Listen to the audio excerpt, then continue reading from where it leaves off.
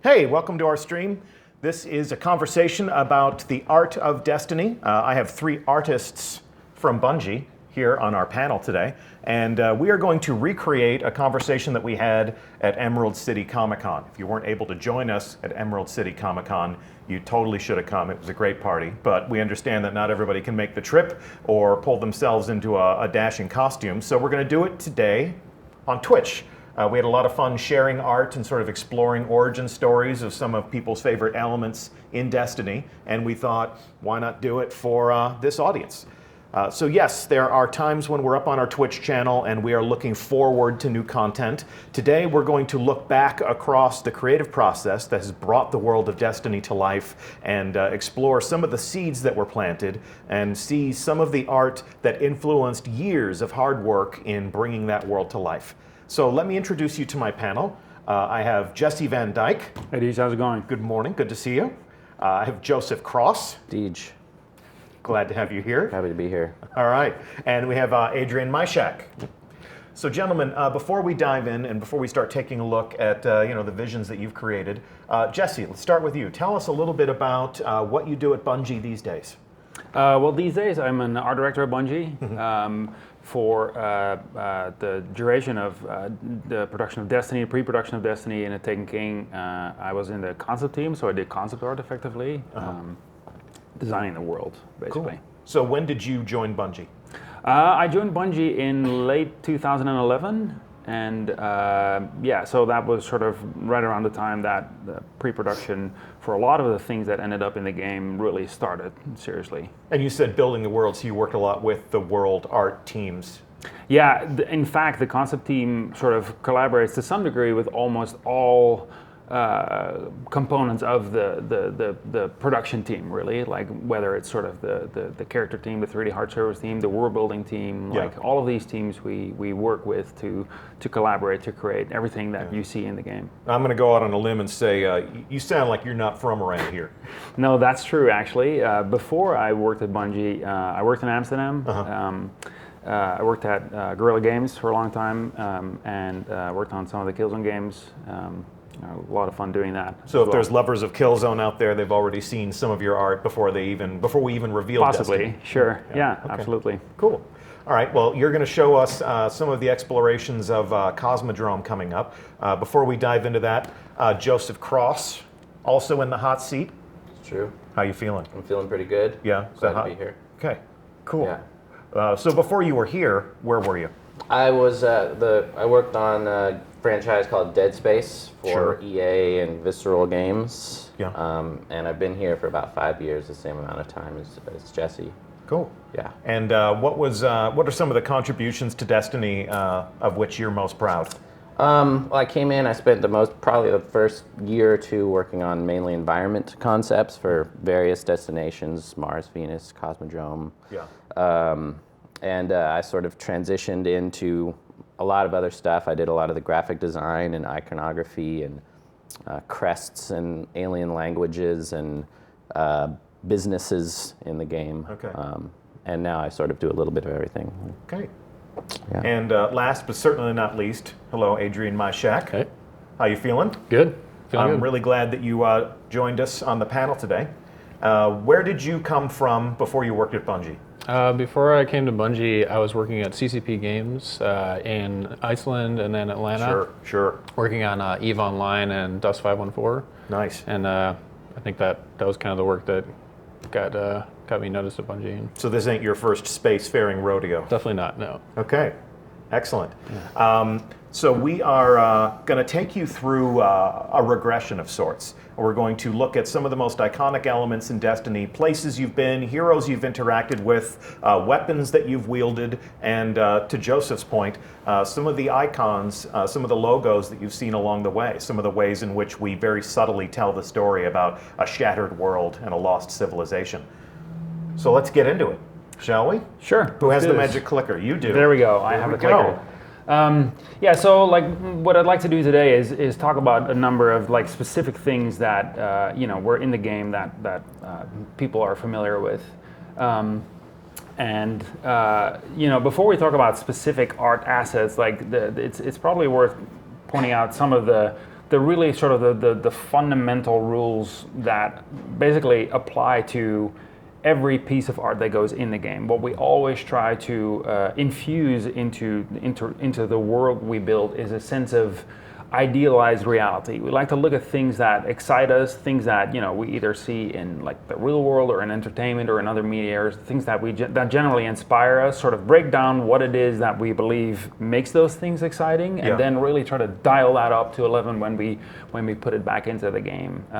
So it is specifically not our intention to create realism for the sake of realism. For example, what we really want to do is create something that is perceived as even more than that. When you talk about like idealized reality, it really harkens back to a lot of the design pillars that we were all fed for the creation of Destiny very early on. A world that you want to be in, a place that's bright and hopeful. Yep. And it was a challenge for us when we were trying to describe Destiny when we first revealed it, because we were talking about, the collapse of the Golden Age and a lost, shattered civilization, a post-apocalyptic society. But it's a place you definitely want to be, and it's bright and hopeful. So what was that like, working with that interesting juxtaposition of themes? Well, I mean, you hit the nail on the head. That's exactly what sort of we try to accomplish. The juxtaposition of themes that to some degree are actually orthogonal to each other is something that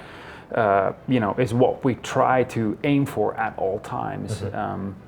And I mean, you're right in saying that what we want to accomplish ultimately is a world that feels hopeful, that you want to spend time in. But when you think about the premise of Destiny, it is a post-apocalyptic world. There's a great number of ways in which you can build worlds like that are not at all hopeful, or that are not at all inviting. And so it takes a decent amount of iteration for us to sort of hit the thematic nail on the head, so to speak. And that happens through conversation. It happens through collaboration, and it's worth pointing out that before we ended up with images like the one you see here. We spend a significant amount of time trying to really get to that sweet spot. What do we feel really captures that sense of idealized reality? And I'll run you through some of the examples of that right now. This is one of the shots that Dorje Belbrook did that was hugely important in the conversation about what we wanted Mars to feel like, for example. In many ways, that actually is a great example of some of the things that I touch upon. Like, it is a post-apocalyptic premise, but it is designed to make you want to explore, right? It's designed to make you curious about, well, I see that building, but what lies inside it, rather than to just basically outright say, like, no, I don't want to go there, that place looks horrible. Give them a sense of foreboding, give them a sense of mystery that invites them to explore. Absolutely, yeah. Another great example of that is a very early shot for Venus that Jamie Jones did. It's also a great example of one of our themes, which is mythic science fiction. It is the fusion, effectively, of some of the themes that you associate more with classical, classical backdrops, like fantasy settings, coupled with something that could, hypothetically exist on some other planet out there in space. It's a great example of like how we try to create images that compel you to explore and to basically say, well, this is out there, and go venture into it. Another great example of that is the original concept for the Black Garden, and like the flowers, an example for in the foreground, are a great example of an addition that we decided on when we looked at this image. We might have felt like it was too gloomy initially. Why don't we offset that with something that people don't typically associate with sort of the lion's den, the lair of some malignant god? Like, why would there be flowers? That's actually a juxtaposition that we feel sort of thematically is interesting.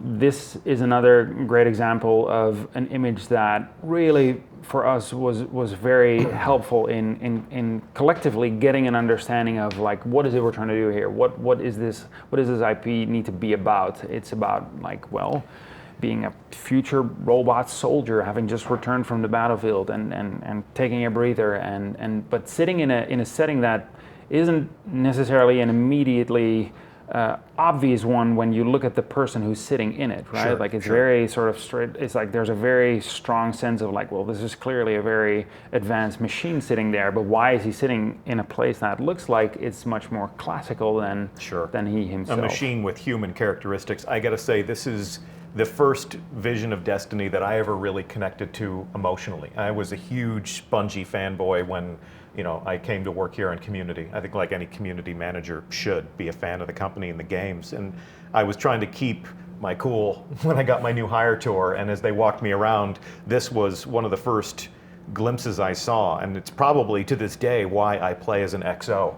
This futuristic killing machine with human tendencies and human personality, and just the spent shell casings on the floor. And I didn't know what Destiny was going to be. I took a sort of a creative leap of faith, and I was like, yeah, sure, I would love to go work for Bungie and unleash that next thing onto the world. And because of my own personal tastes, I'm praying to God it's got spaceships and machine guns. And when I saw this, I thought, cool, thank God. I see armor, I see weapons, I see sci-fi, and then later on it was revealed to me, and capes, and castles, and dungeons, and monsters, and so it was definitely a departure from the Bungie that I personally had known and connected with, but this image helped me to breathe a huge sigh of relief. Like, oh God, thank God, this is absolutely a game that I want to talk to the world about. I actually think that's true for a lot of people that worked here, and I mean, that's precisely why doing pre-production, when done right, takes a lot of time, because like you don't. This is a great example of an image you will never arrive at the minute you sit down and start sketching. Your first sketch is never going to be that one thing that resonates with so many people in such a profound way. And I mean, to speak to your sort of personal story about this image, I almost went through the exact same process when Bungie interviewed me. I was still living in Europe.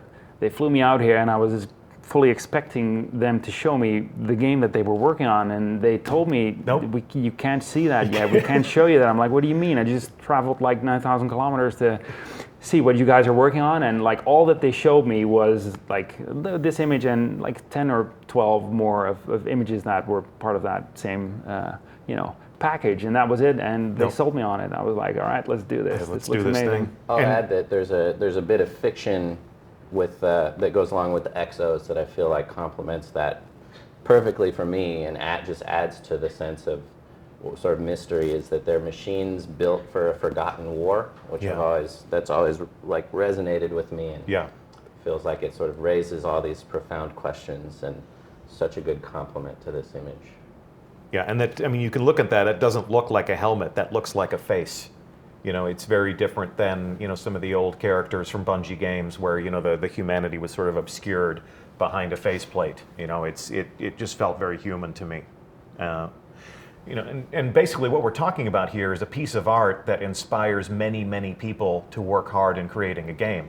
And everything that we do here at Bungie is a product of collaboration and many people and disciplines coming together. So while we do have 3 people presenting here, and this really speaks well to your next slide, there are many, many people who all collaborate on all of these things at Bungie. So what's that like for you guys? Well, absolutely. I think that the job we do ultimately is not specifically about creating the imagery alone. Like obviously it is a hugely important component of our work to create those images, but ultimately what they represent, the ideas that are captured in those images, is why we're here. And those ideas are not formed in isolation in the concept pod, certainly not. Like those are the result of all of these people in the studio. You see a small portion of our main production floor here. This is another shot of it.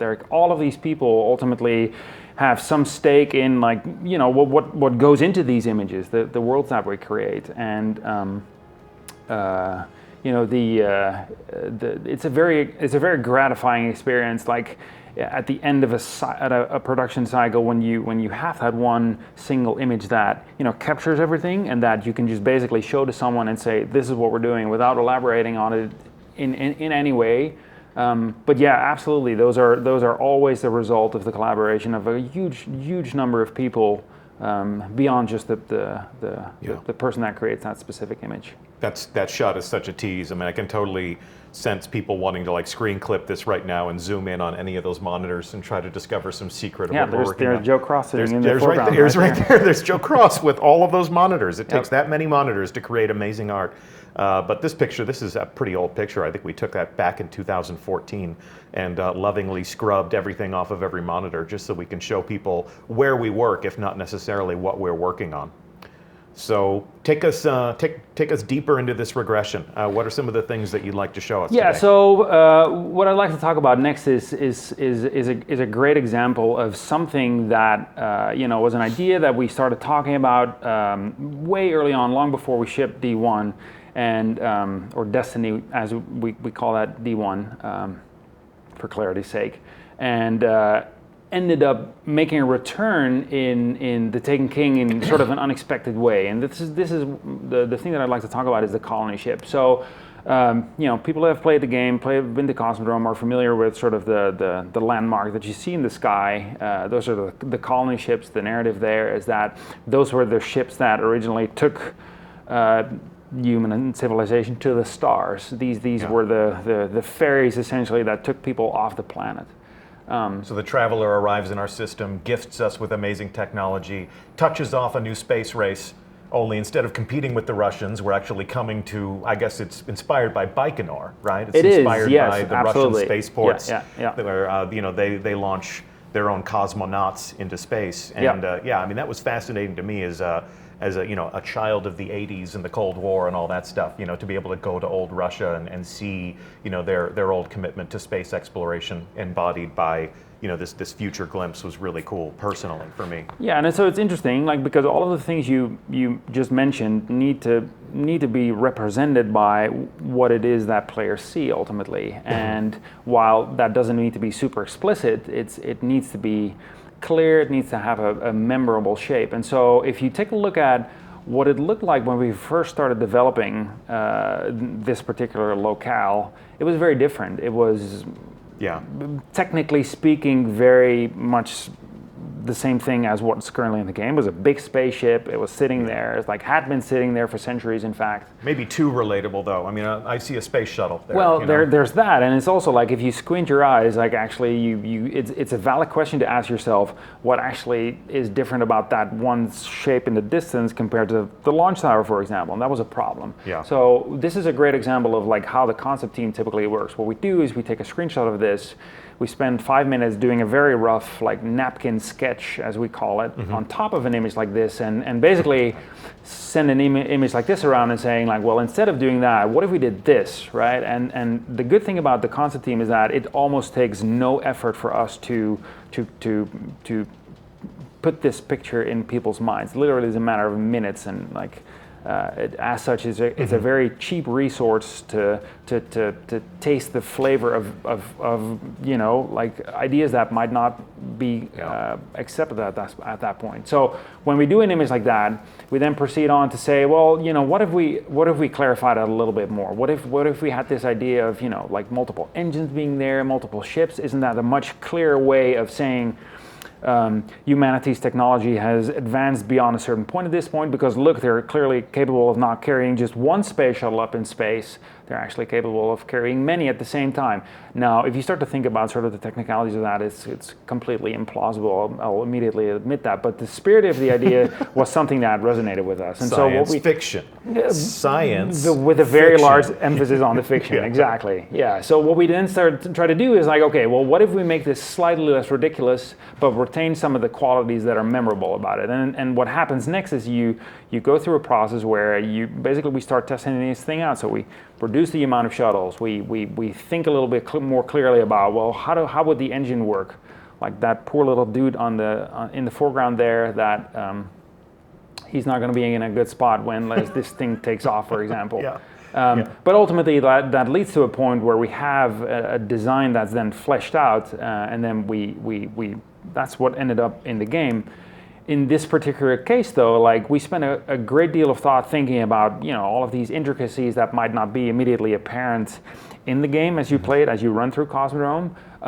And so when we started thinking about, well, what is worth doing for the Taken King, we still really wanted to give players a closer look at what these things were, because we had spent all of this time thinking about the intricacies of it. And so what ended up happening was this ship ultimately became the second mission of the Taken King campaign, where players now actually go inside of the ship and sort of get to find out a little bit more detail about the story you alluded to about the colonists and everything. And I think that's a great example of how concept development of something doesn't necessarily need to pertain specifically to the exact amount of content that ends up in game, but can be sort of an inspiring mechanism more than anything that allows us to say at a later point in time, hey, that one idea that we had, why don't we pick up that thread? Yeah, you can dream with the level of detail that you apply to your work. You can sort of daydream years into the future. You guys have concept art for things that we haven't even touched on yet.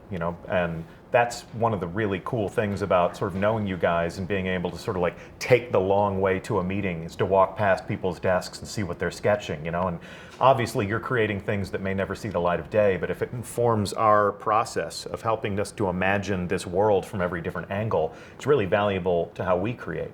The other thing that really strikes me as interesting about the work that you do in concepting the game is that, I've followed a lot of like film production and sci-fi films and stuff like that. I've seen all the old Art of Star Wars books, and I always thought of a concept artist as somebody who works sort of isolated to pre-production, sketching out things, realizing the characters. We've any hardcore Star Wars fan has seen like early sketches of Darth Vader, and we thought he'd need a breather to move from ship to ship, but what if that breather was a permanent fixture of his persona, And then later on, people are getting into making the armor, and the concept art is just sort of left back in the past where they began. But when I see those paint overs, and when I see you taking the game in progress and screenshotting it and drawing more on top of it, it's interesting to see how you're concepting Destiny throughout every phase of development. You're working hand in hand with the world artists and saying, good start, what if we added this or what if we added that? Yep. Which really kind of changes the way I personally think about concept art as part of a creative team.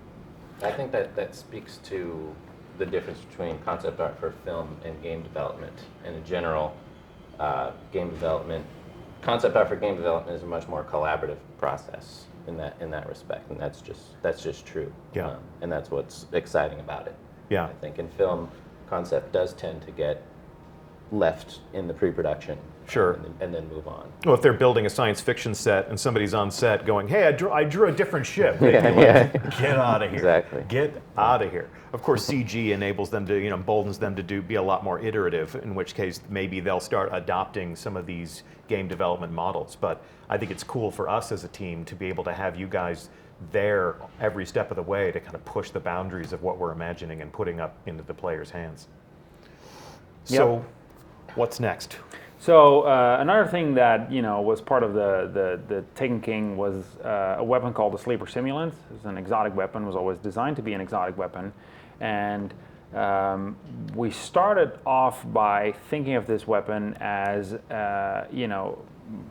part of the suite of hardware that we started introducing to players with some of the Rasputin flavored spaces. Mm-hmm. And what you see here is one of the original concepts for that, which was like designed as a prop, but it in some ways set sort of the tone for that particular aesthetic.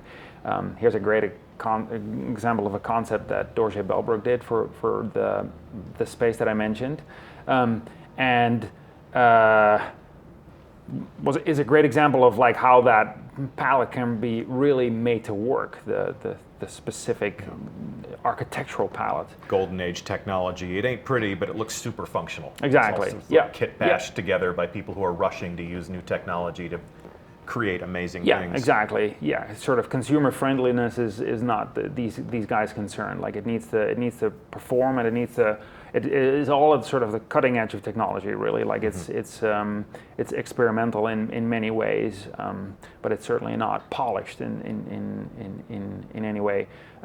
We also had a precedent for what we wanted to accomplish here. Like we shipped Destiny with a weapon called Pocket Infinity that sort of started to tell a little bit of that story. And what we really wanted to do is double down on that. And like I said before, like take the idea behind it and dial it up to 11. So what we did is we went back to look at what were some of our inspirations for that original design. And there were things varying from like satellites to things like the Mars rover to The Nighthawk. Yeah. things that at one point were that looked like they were very experimental and like sort of cutting edge technology. The Things that would have been easily science fiction 20 years ago. yes, exactly. And in some ways the look of the earlier stealth planes, sort of purely aesthetically speaking, are much more interesting than the modern ones because they look nothing like what planes were thought of prior to people seeing the ship. So what you do then is you try to break down like, okay, so what is it about these things that resonates with me? And then the first thing we do is we start putting that together and we make various proposals here. And like I said, for the Sleeper Simulant, one of the most important things was that it needed to feel like a prototypical weapon. So it needed to look like a group of scientists was still working on it, was still trying to figure out what the optimal configuration of some of these subcomponents was, and not by any means a finished product in any way. So that's why, for example, there's alligator clamps on there and like these little tie wraps, and that ended up, that then ends up as a concept proposal. But the development of the weapon doesn't stop there. What happened next in this particular case was that we handed off the concept to the 3D hard surface team and sort of explained some of the philosophies behind it. And they ran with it. They really sort of took that idea and sort of made it their own. And like I said, they ran with it, made it even more impactful, more visually striking. And so that's what. Like that's the weapon that players are now familiar with. So that gives you an insight into, the development of an asset like the Sleeper Simulant. That's an interesting point you make about the hard 3D surface team. It's that your concept art is not prescriptive. This isn't a recipe, go make this. It's like, here's a vision of, what an experimental technology based on Serif Tech would look like. They go and they say, okay, yeah, interesting ideas here, and they're able to go and also be creative and to also create in their own way. And like the thing is, like if there's one certainty you'll have is that whatever you end up with as a final image as a concept artist is never what it's going to look like in game, because there's always going to be an increased insight into what the actual requirements are. Like you haven't really fully experienced the quality of your idea until you actually play it with a controller in hand and to see, okay, so this is actually what that looks like. And there's a ton of valuable lessons to be learned from the moment where you first sit down and play things like that. So it's like, in some ways, like it really requires you to have a constant open mind, and sort of the handoff from concept to 3D hard surface is just one of those moments where you're like, okay, well, let's keep evolving our idea of what this can be ideally, and that leads to sort of further improvement down the line. It's awesome. Cool. Thanks for showing that. Are we moving down the panel now? Yes, Here sir. we go. There we go. Pass the baton. Clicker is yours. All right. Up next, Joseph Cross. You're going to take us through a regression of some things like the graphic design and some of the heroes that we know in this universe. Yes, that's true. I'll start with graphic design. Some of the most rewarding work I did on Destiny, and I'll start with this image. One of the first images I saw when I first got here, and one of the most inspiring images.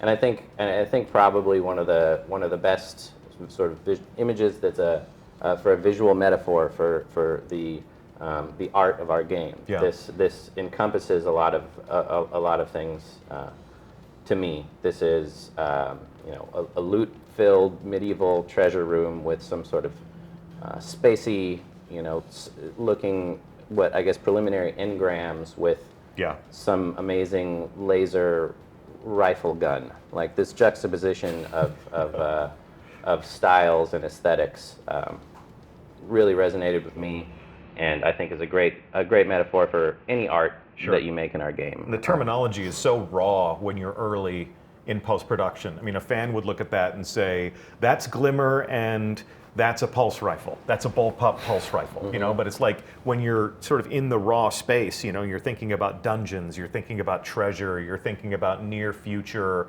you know, futuristic weapons, blending science fiction with fantasy.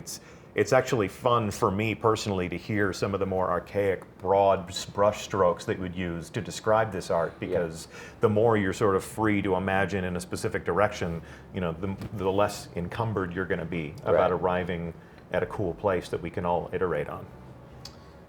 So I thought my first task was to figure out what is the graphic design version of this? What is the graphic design metaphor of this combination of elements? And to me, I put this slide together. This is a good example of that for me. This is on the left here. We have a very contemporary, you know, futuristic graphic design by the Designers Republic, who are responsible for all the iconography in a game called Wipeout, which was a big influence on me. So this was found art. This was sort of your source This material. is reference. This is inspiration. Okay. Yeah. And on the right is a beautiful example of medieval heraldry. That's So, my family. That's my the royal family crest. Yeah, my family crest. We're very proud. That's right. See, there's a bag of Doritos in there somewhere. Come on, man. This is just a good sort of metaphor for graphic design in our game for me. Here's a page I put together to help inform myself, help inform others who might work on graphic design or iconography in our game, whether it's for pre-production or for marketing. Yeah. I try to create buckets of directions to think about, to not to stay, too closely to, but just to inform decision making, which is the bold Swiss modern minimal style, heraldic, ornate, and sacred geometry. Which sacred geometry, I think about warlocks and the speaker and the traveler and sort of the mysterious alchemy and math that we don't quite understand yet, and I leverage that for things like the Cryptarch logo and stuff like that. Heraldic, ornate, combined with the bold Swiss is just a combination of elements I'm still really excited about today, and feel like there's a lot of ground still to cover for that. Here's a sheet of some brands in our game that I created. It's always a great way to tell stories in our game. I think that graphic design in video games is still relatively immature art form, and can be has a lot of room to grow in terms of the execution and sort of the benefits and the sort of advantages of really considered graphic design elements in game in terms of storytelling. For me, in playing through the game, this stuff actually did fascinate me because it told me certain things about the human society that we were digging back into. In the tower, we have factions, we have weapons manufacturers, but to think about sort of the spacefaring exploration phase, of our backstory, the Golden Age, rushing back out to the stars to, colonize these newfound worlds that we could finally reach. There was a commercial aspect to that. You have a Russian space agency. You have a corporation that was headquartered in the, buried city on Mars. And to think about the fact that humanity was enhanced, humanity was enlightened by the magic of the traveler, but we still had, corporations, we still had office buildings, we still had organizations that were helping and aiding in this exploration. So, sort of stopping to smell the roses or seeing a decaying logo painted on the side of a wall kind of sort of filled in some of the blanks in my own imagination. Yeah, and then just visually, we've got this huge period of the Golden Age and then the collapse, which just gives you this blank check to, pull from basically any genre you want to, and that's why it was so fun, but also intimidating. It can be really overwhelming. We've got a guy in chat, Lazes Summerstone. I think I said his name improperly, but Summerstone was just saying they did this sort of logo concepting for the movie Blade Runner. I don't know if you've ever watched those special features, but it was like, I remember, like Deckard walks past a magazine rack, and every single magazine in that rack was designed by a guy like you. Yeah. And we get it for just a glimpse, for just a split second. We get a glimpse into that magazine rack, and we, even if it doesn't register in the brain, that it's not, like People magazine or Time magazine. It's near future. The world is slightly different, and to go all the way down to that granular level and imagine that stuff, that attention to detail is something that, our lore hounds, people who really dig into the story and want every, aspect that would tell us what was the Golden Age like. They appreciate that unconsciously, even if not consciously. Yeah, it's exactly. I think it's those little things that matter the most to me as an artist and as a fan. And I hope that that's sort of becoming the standard, that those things like that can no longer be overlooked. I'm sort of phoned in. So gotcha. Something I like about looking at this sheet too is that it kind of suggests all these different brands coming from different cultures, kind of like the idea of like the whole world coming together and going out exploring space together. I thought that was cool. Yeah, sort of the utopian element of that near future. Yeah, and I also paid attention to the brand, the Destiny brand as a whole. Very conscious the whole time that while I'm creating all these disparate brands and identities and sigils and crests, I still wanted to feel like that when you looked at a sheet like this, where we've got a dozen or so examples, there was a cohesiveness and a unity that I felt like could represent. Sure. Well, this becomes player branding. There are players who define themselves by the emblems that they wear in our game. Mm-hmm. There may be somebody on stream right now looking at this thinking, oh, cool, now I know who made my favorite emblem, the one that I keep on my character all the time. The one that I don't like to swap out with the Iron Banner emblem just because I need that buff. Right. So this stuff becomes deeply personal to a lot of people who play our game, sort of informing them as to who they are in the world of the game. And this is sort of the calling card that they use to show other players who they are, just as much as the gear that they wear. Yeah, exactly. And here's an example of some of those brands applied to hunter capes. I love apparel. I love apparel design, and this was a great opportunity for me to sort of express that part of my, sort of artistic vocabulary. I love to think of the garment or the product. You're a postmodern fashionista. It could be. Then we'll get quickly to the class icons. These are some of the most intimidating designs for me that I did for the game, just because I know that they would have the most impact, and were also most likely to be tattoos. Yeah, I can guarantee that these are tattoos. I've seen the tweets. Yeah. So it's the first time I folded in tattoo, it's a potential tattooing into my sort of line. That would make a great tattoo. Yeah. So that was part of your design process? Yeah. Like, make sure that this would be good as a tattoo. Like, I can't make that tattoo. That's way too detailed. I wanted to minimize the amount of regret people had. But seriously, I did want to keep these very primitive. The last thing I want to do is over-design something that's going to get this much coverage and airtime, so to speak.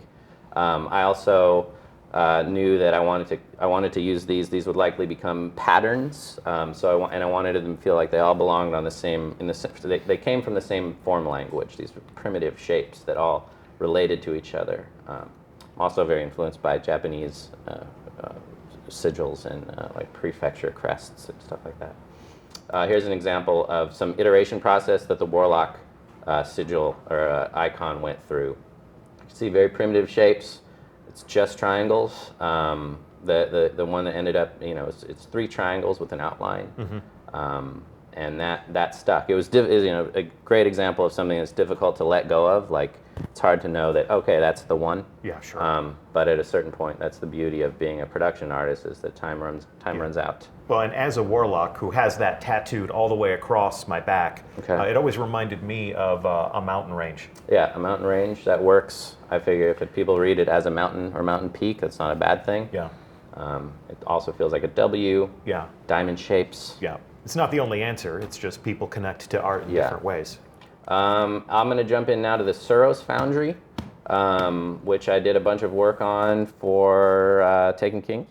We'll start off with Adrian's concept of the original Suros regime, or what it was originally the Arcus regime. Yep. And it turns out that Arcus is an actual weapons manufacturer, so that had to be rethought, obviously. So that was my first task, was to work on a new brand, come up with a new brand, but staying true to this original branding aesthetic. This is what I came up with. I used the same letter forms, which were inspired by the NASA logo, the old NASA logo, which I'm a big fan of. Yeah. Basically my job was to evolve the Arcus regime, or the Suros regime. What is Suros regime 2.0? So I started pulling references. The first thought is less is more. When you think about design cycles of industrial design, often it's about stripping away and reducing the amount of detail. And we like to think of the Suros brand as the Formula One of weapon manufacturers. So this is an obvious influence for me. I'm a big fan of Formula One. I love the industrial design of these things. More inspiring images. I also pulled images from Braun, the great Dieter Rams is a legendary industrial designer. Yeah.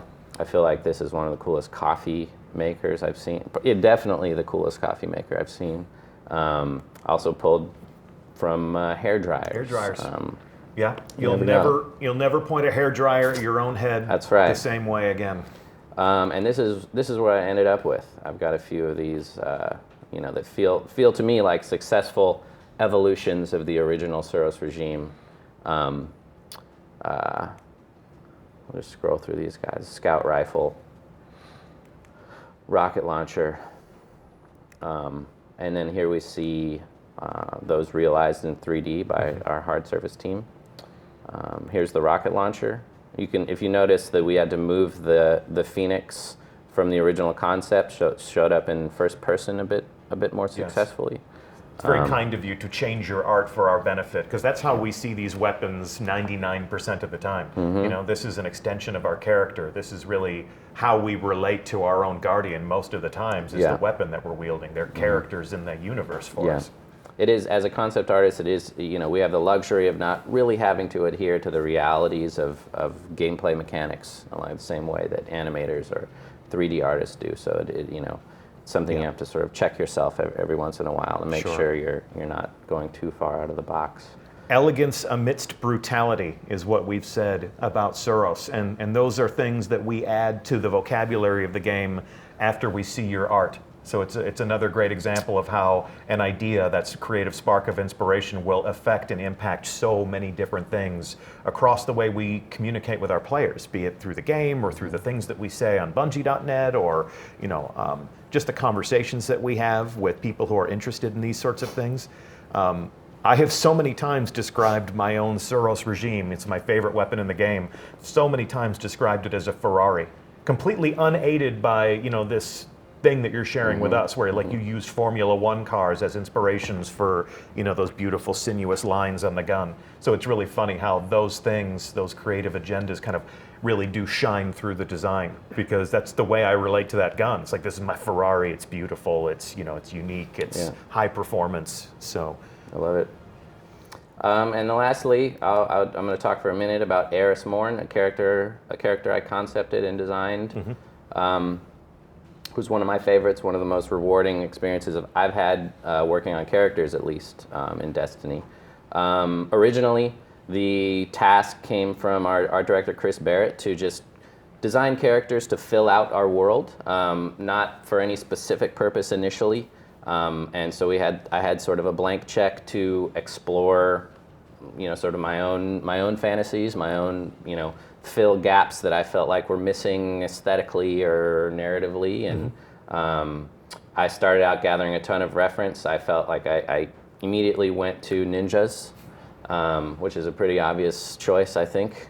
Destiny needed more ninjas. Yeah, Destiny needed more ninjas. I've always loved this costume design from this white ninja from a film called Samurai Spy, which is an amazing film. And then I started thinking about her story, and another unusual example where, in concept, I got to actually create her backstory, which made it through for the most part. I like to think of her as infiltrating the hive, assassinating a hive prince, but basically having to live with the hive for a long period of time, to get close to them, to understand them, because she's a master assassin. And this image inspired me. Like, I think about Eris in the hive ship, walking with the hive, behaving like them. So maybe she can walk with them; they don't even notice her. Yeah. She can get close to them, as assassins may do. So this image came to mind. I also love the idea that she sort of went crazy while she was down there. She actually developed sort of an affection for the hive, like An obsession. a Stockholm syndrome, an obsession, like a sympathy for Yeah. them. And I wanted that to be, when you're around her, I wanted that to be reflected, and that scene where Bilbo snatches at the ring always totally freaked me out, and the juxtaposition of that expression right there, combined with how sort of sort of welcoming and sort of fragile that character is normally, was incredibly jarring. That's the act. But beneath that calm veneer is this torment that could Exactly. bubble up to the surface at any moment. Yeah. After that, you're never comfortable around Bilbo. Or I was not. He's crazy, clearly crazy. This is the first concept I did for Eris. She was originally called Ediz, the Hidden, and I tapped one of our writers here, John Goff, to put together a sweet bit of an excerpt, a quote about her, which I was invaluable for me to sell her. This was a quick mock-up of maybe the sigil of the clan she came from. The final concept, we ended up having to take her mask off because she's a vendor. We needed to relate to her. We needed to see her speak. We needed to see her mouth move. Yeah. So a good example of something that, in concept, I didn't consider. But in order for sort of the realities of her being a successful asset in our game, clearly we need to see her mouth move. So we had to revise the concept, give her sort of a bandana covering her eyes, and that created the opportunity for the dripping blackness, which I think enhances her incredibly. So Yeah, definitely tells the story about her becoming corrupted by the darkness, or just like those characters in The Walking Dead that you served up as resource material. They make a conscious choice to drape themselves in the zombie guts, Yeah. so that they can walk among the enemy undetected. She takes Yeah. that a step further, actually Yeah. altering her physiology, or becoming altered just by unwillingly by the environment, so that she can survive and that she can escape. Yeah. Essentially. she's not ashamed of it. She loves her black ooze. That's a badge of honor. Yeah. Cool. Yeah. So that's all I got. I'll hand it over to Adrian. All right. Adrian, now on the hot seat. Thank you so There you much, go. Joseph. That stuff was cool. Thank you. And Adrian, what are you going to show us? I'm going to talk a little bit about the concepts I did for the Taken King. I'm going to start with the Dreadnought. So the Dreadnought, everybody kind of has their first image that they saw once they got hired on, and Yeah. this was one of the ones that just kind of made my jaw drop. Yeah. I saw this, and it's like something I hadn't really seen before. This was a postcard, right? This So was we, a- this we is a- create these postcard images to essentially try to encapsulate everything, like the mood and the setting and the basic design elements for all of the different destinations in the game. Exactly. This is another piece of art done by Dorje Belbrook, who's probably feeling his ears burn right now. Yeah, Dorje's got a lot of early visions of the game. But what really drew me to this was just this ghost ship. I mean, he's even got barnacles on this thing, just like floating through space, and that's obviously Saturn back there. So this thing's entering our solar system. So one of the tasks I had to do was take this shot, and we had to pull back. And what's the design of this entire ship? Because we're going to be showing it pretty heavily in the Taken King. So I worked with our art director, Chris Barrett, and we did what Jesse had referred to as a napkin sketch. It's mostly digital napkins these days. Yeah. But, Wacom tablets have replaced the cocktail napkin Yeah. in our modern society. So I was kind of over at his desk, and we were talking about the shape. We wanted a very simple, monolithic shape, this giant tomb floating through space. So I did the sketch, and he liked this basic idea. So I went back to my desk, and I took it, and I built a little 3D model just to make sure that like the scale and everything was feeling correct. And from there, I did this cutaway showing like, all right, this is how huge the ship is. This shot that Dory had shown before, that's how big it actually is. You can imagine. And this just gives us a sense of, just the sheer enormity. I mean, Exactly. it looked like a long ship in the original view that we saw, but that was just like all the way in the back fifth of the ship, just looking back out across the tail. And it gives this idea of like a really compelling space to go and explore, endless possibilities. From there, furthering out the design, working on the engine details, and then I took it into a final illustration, kind of another inspirational piece that we would see later on in the cinematics. Cabal interceptors on approach. Yeah. Even took that design into the smaller ships that we see in those cinematics, kind of taking those same style cues and scaling it down. Yeah, their entire fleet definitely does operate on a given theme. Another thing I did quite a bit on the Taken King was environment paintovers. We were talking about collaboration, where we work pretty heavily with the design, the level design teams. So we'll take all the hard work that they've already done, blocking out these spaces, and what's that like extra 10% we can layer on top of it. So I'll take something, a screenshot like this, and start layering effects, atmosphere, floating player ships showing the wreckage of this battle.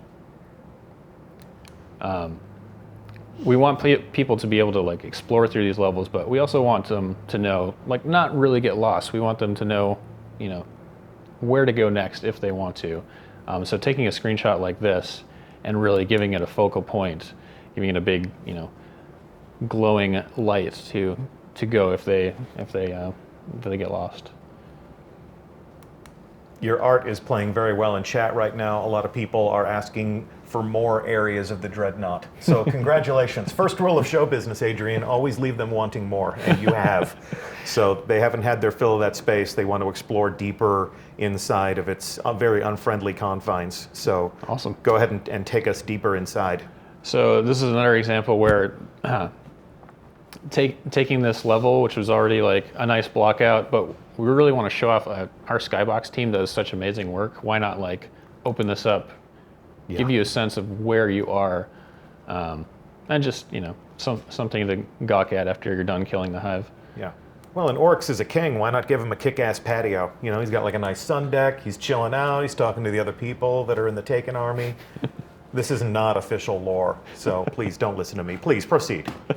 Back to you, Adrian. This is an earlier concept I had done of the one of the Cabal ships crashed into the side of the Dreadnought that ended up getting fleshed out into this, and I did one more screenshot paint over to kind of give it, thinking of it as an illustration, giving it direction, and when you walk in here, seeing all this debris, the direction that like you clearly know what happened here. You clearly know the story behind this. Yeah. Storytelling with environment art. It's an interesting task. Here I just had done an effects sequence to show the first reveal of Oryx, this looming presence over you. I also did a lot of work on Oryx himself, especially the raid version. So this was the original design from him, done by another one of our concept artists. And I wanted his reveal to be something impressive. I was kind of brainstorming, trying to think of what that could be, and I thought back to this scene from the movie The Cell. Oh, yeah. This dream sequence where he has this, Vincent D'Onofrio's character has this fabric attached to him, and when he walks down the stairs, it's such an imposing image. He just feels larger than life. And I wondered if we could tap into some of that for Oryx's reveal. So I took it upon myself to create this sequence of him standing here. You walk into this dark room, you see a little bit of highlights and some strange sounds or breathing, and then this backdrop starts to tear away, kind of pulling into him and revealing Saturn behind him, kind of like this operatic moment. And it actually ended up making it pretty closely, and instead of his wings, it's kind of like the darkness pulling in. Yeah, exactly. And it's interesting how, the visions are so compelling. The source art that you create is so compelling, but then when it ends up in the final product, instead of drawing in fabric as if it's wings, he is sort of like the darkness is coalescing around him. So it supports all of those story themes that are prevalent throughout Destiny, light versus dark, and those sorts of things. Exactly, and it still maintains the spirit of the concept, which is yeah, really absolutely. Cool. It's still reminiscent of that same emotional scar I have from the first time I ever saw the cell and then tried to go to sleep that night, but didn't really want to. So well done. I also worked a bit on the shades of Oryx. The inspiration for this was actually moths under kind of like a farm light, kind of areas I grew up in the Midwest. I'd always see this, and I kind of always had this eerie feeling to them, and I wanted to pull that into the shades we see. This is the raid version of Oryx. Obviously, he's much bigger than your original encounter. To make him feel different, we kind of inverted his colors and also gave this treatment to his wings like you're seeing another galaxy through them. Cool. Give him kind of like this godlike, imposing feel. And I took that concept and also put it into context, like what you would see upon your first encounter with him. And realized this design was probably successful enough when one of our 3D artists sent me these images back. I love this. Yeah. So yeah. So just like Joseph wants his design to be good enough to be on a tattoo, your design is complete when it's worthy of being on a van parked outside of a heavy metal concert. Exactly. Van-worthy is like the biggest thumbs up. Van-worthy. Hashtag van-worthy. I also worked on a sequence for his death when you finally take out Oryx in the raid. He kind of crystallizes and floats towards Saturn. So a lot of these effects passes just to kind of flesh out that final 10% of the game. Yep. And then there's the trophy armor. Yeah, exactly. Taking pieces from your trophy kill. You can see the Titan has his wings basically ripped off and is displaying it as a badge of honor. And we took those same themes into the weapons, kind of giving this like Cronenberg-y feeling of like a living weapon that might bite you back at some point. These were a lot of fun to work on. Cronenberg reference, are you talking about like Videodrome? That's one of my favorites, yeah. Yeah, okay. Also one of those things where I couldn't really sleep after watching that one. Yeah, all of our millennial guardians. There was a movie back in the '80s called Videodrome, and if you want to, if you can bear the old special effects and old production values, guys like us grew up with those as our nightmares. So you can dig back into that if you want a little bit of old film history. But yeah, I can definitely see that in a lot of the work that's been done, even on these player ships. Yeah, those things really inspired a lot of the work I did on the Hive. Especially. So these things become, iconic in the minds of players. And when you create raid gear that people want to get, when people strut through the tower and they're wearing this stuff, and this stuff came off of your design, your sketch pad, or came out of your imagination. What does that feel like to you? I mean, these things become some of the most important elements of the game, and you help to create them. It's really cool seeing that. Like, I don't know, it's very rewarding to see people get so inspired and engaged with that and like want to run around with that. And of course, I'm setting you up for the next slide because why don't you take us home here? To the Gallarhorn, which a lot of people are probably familiar with.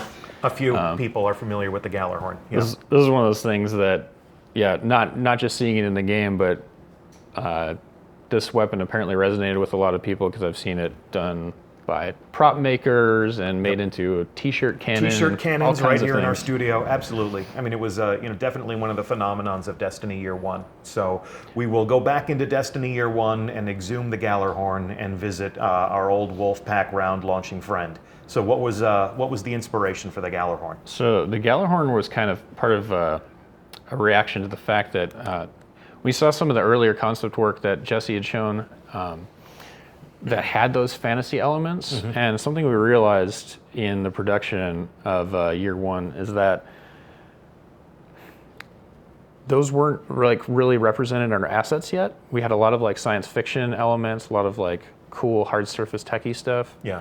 But we didn't have anything that like brought that fantasy element in. Like Knights it was, instead of soldiers. it was in right? it was in the fiction, but it wasn't like player facing in the visuals. So the first step of that was creating this exotic chess piece, kind of inspired by Roman gladiators, a little bit.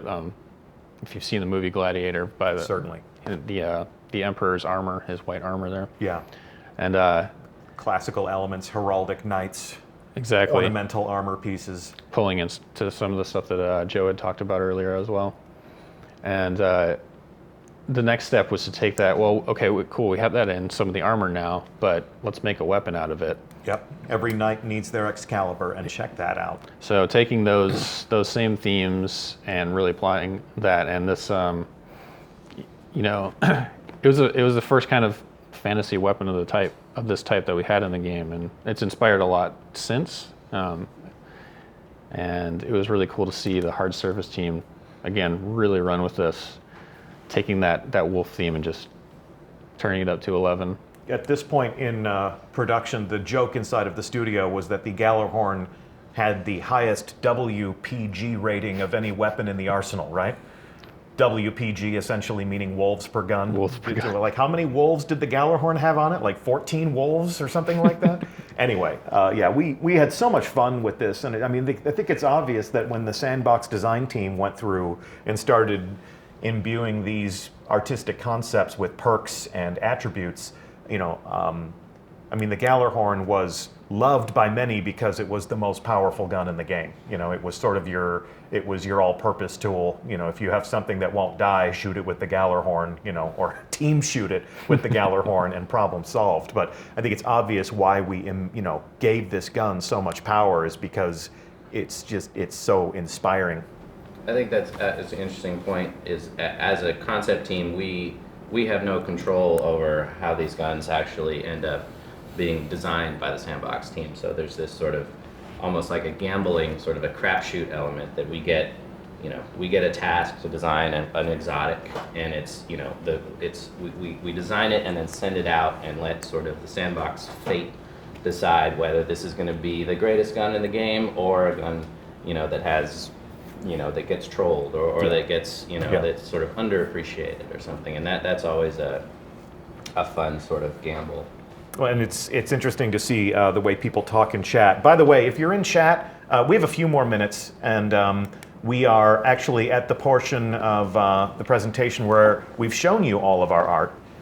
But we would love, if you have questions about how these guys work or what motivates them or what it's like to become a concept artist, go ahead and sound off in chat with some questions. It can be a little hard to pull stuff out of a wall that's moving that fast, but if you have curiosities for these guys, we can throw them to the panel and see what they have to say. One of the interesting things to watch while chat is scrolling while you're talking about the Gallarhorn.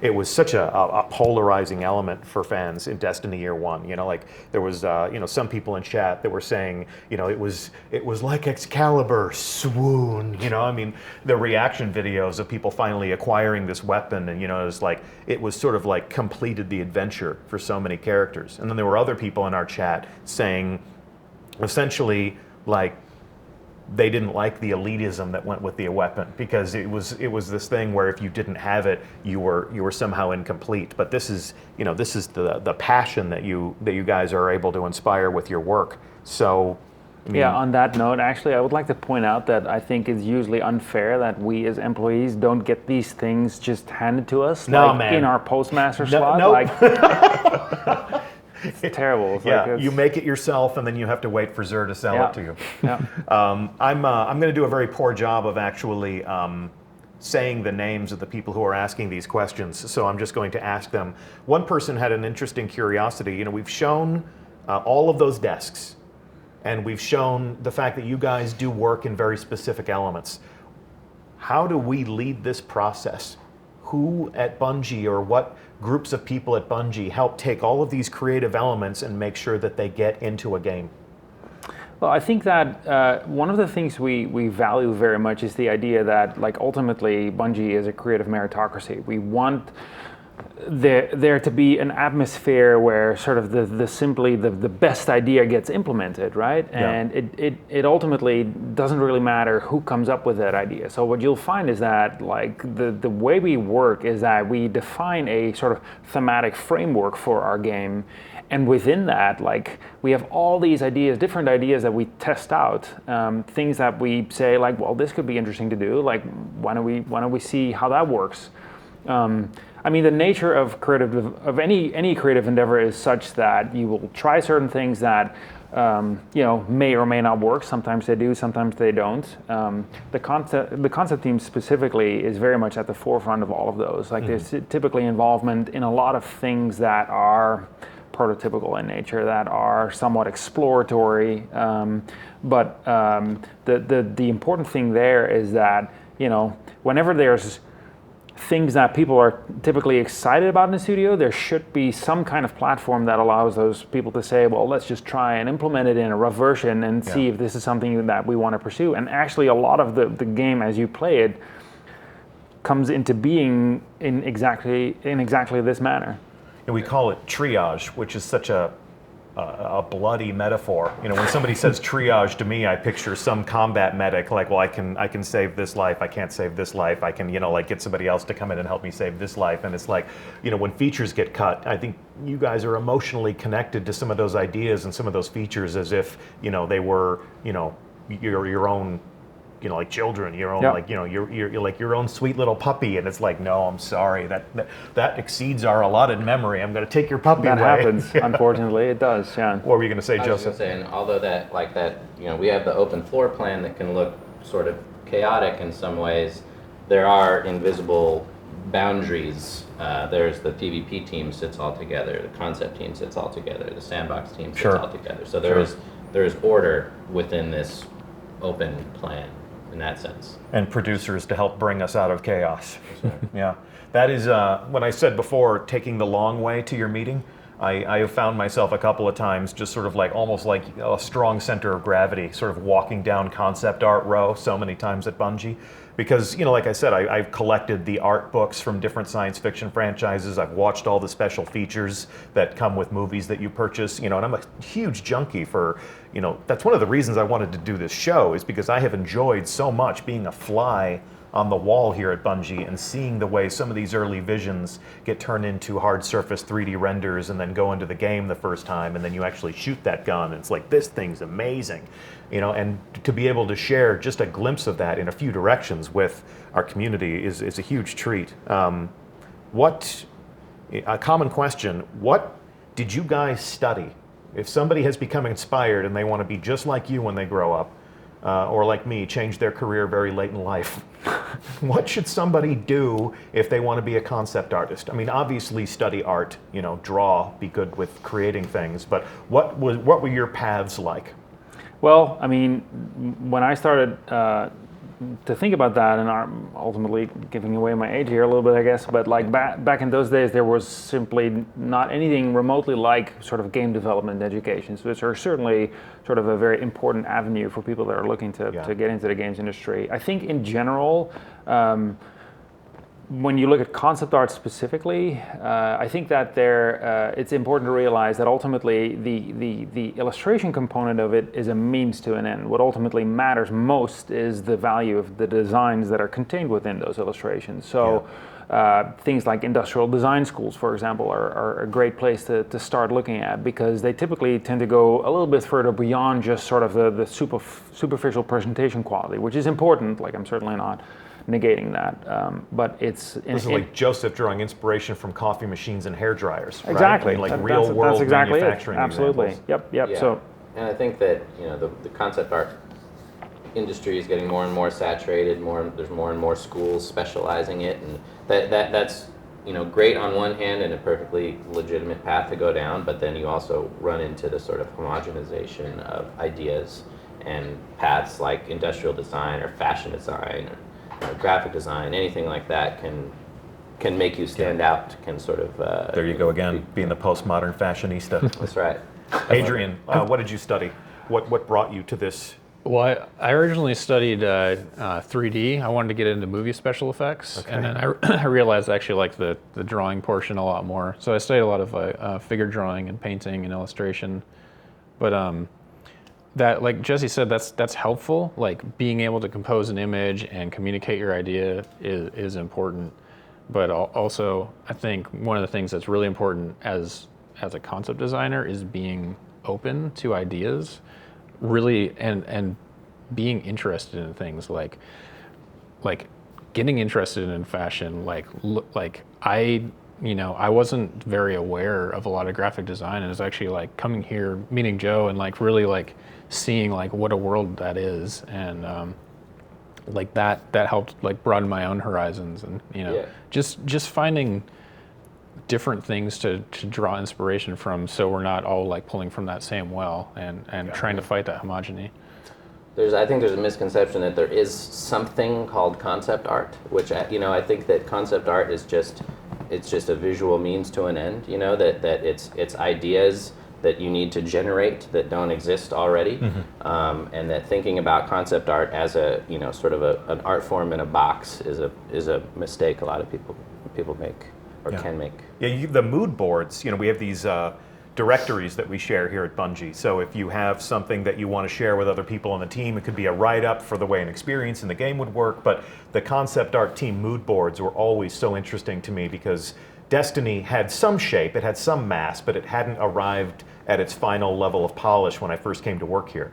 And when world artists like Rob Adams were showing me the new systems they could use to sort of deprecate art on a wall or something like that, I'd go look at these mood boards, and there were so many pictures just from our own world. To your point of be interested in things, and to see all of those pictures of rusty train yards, or deprecated spaceports, or just collapsing, dilapidated buildings. There's so many things that you guys look at from the real world to inspire where you would want to take us, because Destiny was supposed to be relatable. It was supposed to feel like our world slightly changed, nature ascendant over mankind and all of those things. So to see the way it's not just about sketching something that's never been before, it's about where are we now and where do I want to take people in their imagination to this weird near future. Another question, frequently asked in chat. We brought this on ourselves because we showed them the Gallarhorn. Cosmo tells me that J. Shoes 22 was the first one to ask, who designed the Thorn? And why? Why did we design the Thorn? No, it's such a topic of conversation, much like the Gallarhorn, a very polarizing weapon, one that everyone wants, a difficult weapon to acquire, but the art was certainly worthy of its specter as just such a punishing element in the Crucible. So whose mind gave rise to that? The Thorn was designed by Ryan DeMita, who's not sitting with us right now. Not represented on the panel. Exactly. But the Thorn actually is a great example of a shape that stands out in a way that immediately sort of, it immediately brings up a bunch of questions. Like, why does it look the way it does? Why is there seemingly an eye in there? Like, what does it have to do with anything? Like, that was certainly the intent. We actually use that weapon as an example to say, ideally, anything that we put in Destiny starts by, answering a bunch of questions, but also raising some almost in the same instant, right? Where you look at something and you're like, okay, I get it, but hold on just a second, what is that? Holy crap, I want that. Yeah, what does it do? And that's like, I think, Thorn again is a great example of that, and it sort of embraces those qualities in such a way that, we looked at that very frequently and say like, well, make what you're working on do what Thorn does. There is a interesting question that was asked, and I know the answer to this. Somebody was asking, do you guys do your own concept art? Do you create your own art just based on your own interests in your own spare time? And I know for a fact, I've seen your portfolio website, and I looked in there one time, and there was like bizarre stuff, like not at all related to Destiny. It felt like tech ninjas with weird like cloaks and helmets and that guns. That doesn't relate to Destiny? Huh? That doesn't relate to Destiny? Well, I mean, it wasn't from this world. It was similar. Yeah, it was relatable to Destiny, but it wasn't like derivative from Destiny. Yeah, it's important. I mean, it's certainly important for me to, to have that creative expression and to feel like as sort of diverse as the world of Destiny is, I still feel like I need to grow as an artist, as an individual, and working on personal work is the only way to do that, I think. And that you guys all have ArtStation portfolios. Yeah. Yep. We'll link those up. We'll link those up in the blog update tomorrow when we recap this sit down. We'll let people go in and see where they can see some more of your art, and maybe also some of the art of your peers, because like before we revealed Destiny, we talked a lot about like what's everyone's favorite movie at Bungie, or what's everyone's favorite childhood memory at Bungie, or whatever, just because sort of acquainting hardcore fans with your minds and what inspires you is sort of an interesting path to helping them understand who's making their game. And as somebody who loves concept art like this, as somebody who loves seeing these visions, I think people would kind of get a kick out of looking in at some of the different things that you've come from. It's like this guy loves environments, this guy loves guns, this guy loves tech ninjas that wear weird helmets. I'm sorry if I'm describing your art in terms that you don't like. Pigeonholing me. You're pigeonholing you, yeah. Well, you're the one who said spacey ray gun before, so. That's true. Let's see, one more question. What inspired the design of the Traveler? My God, that was a GDC talk. The Traveler went through so many different iterations. If we have another hour, I know. It was a ship full of tiger men. It was all sorts of weird things. So we'll land on. No, I'm not going to answer that. This is horrible. How has your role evolved while you've been here at Bungie? Because you're doing different things than just concept art, not just as if that's the thing is, it's important to emphasize that, I think when all of us started here, we were still actively, on a daily basis, wrapping our heads around the question of, what is it even we're trying to accomplish? What is Destiny? What does it mean when we say things like mythic science fiction? Which internally we've used a lot, and I remember very, very fondly and strongly that sort of I played the game and tested it in the studio, and I would be here late at nights and trying to figure out okay, so what is the deal with these things called exotic weapons? Didn't really understand that, and sort of naturally, as time progressed, got a firmer grasp on the soul of the game. But it actually wasn't until you sat at home on your couch when you played the game with your buddies and you sort of experienced firsthand the excitement of beating your first raid together. That you actually understand, okay, so this is actually what the game feels like. And that understanding is really critical. And I would say that the trajectory that I just described is still ongoing, right? We still, the April upgrade is a great example. We test these things internally to some degree. Obviously, we're able to see what that feels like, but really what some of those things that you try to accomplish really mean to other players and what it feels like to play them isn't really you can't really experience that until it's out in the wild. So you've drawn inspiration from the community. Oh, absolutely. That's been a frequently asked question, but I was afraid of going there because I didn't want you to be nah. And the funny thing is, I play a ton of times on things.